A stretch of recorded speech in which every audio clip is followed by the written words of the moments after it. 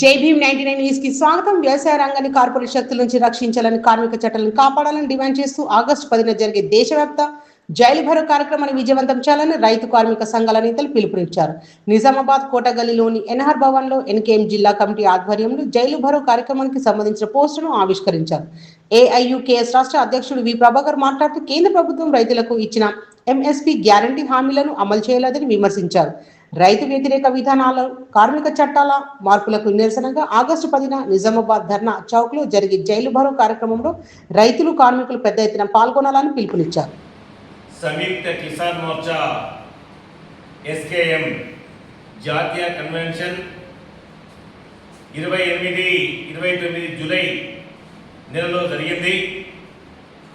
ఆ జాతీయ కన్వెన్షన్లో భారత వ్యవసాయ రంగాన్ని కార్పొరేట్ శక్తుల బారి నుండి, అమెరికా సామ్రాజ్యవాద బారి నుండి కాపాడుకోవడానికి, రైతాంగ ఆత్మహత్యల్ని నివారించడానికి ఎంఎస్పీ గ్యారంటీ చట్టం ఆమోదం కోసం పోరాటం చేయాలని చెప్పేసి పిలుపునిచ్చింది.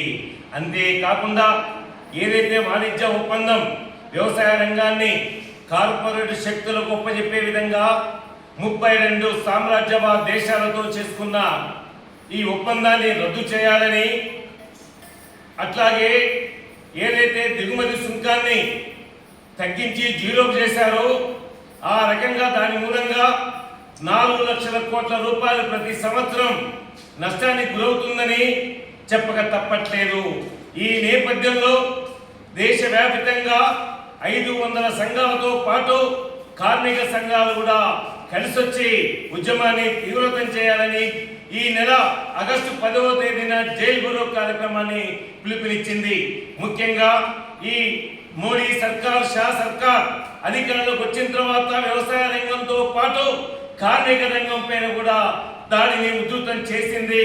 ఉన్న చట్టాల్ని, సాధించుకున్న చట్టాల్ని రద్దు చేసి 4 కోళ్లతో ఈరోజు ఏదైతే 300 లోపున్న కార్మికులున్న ఏదైతే ఫ్యాక్టరీల్లో ఎలాంటి నోటీసు లేకుండా కార్మికులను తొలగించే విధానాన్ని ఇలా తీసుకొచ్చింది.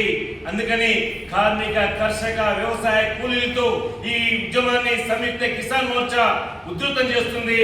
10వ తేదీన అన్ని జిల్లా కేంద్రంలో జరిగే జైలు భరో కార్యక్రమాన్ని విజయవంతం చేయాలని చెప్పేసి ఈ పాత్రికేయ మిత్రుల ద్వారా మేము విజ్ఞప్తి చేస్తా ఉన్నాం.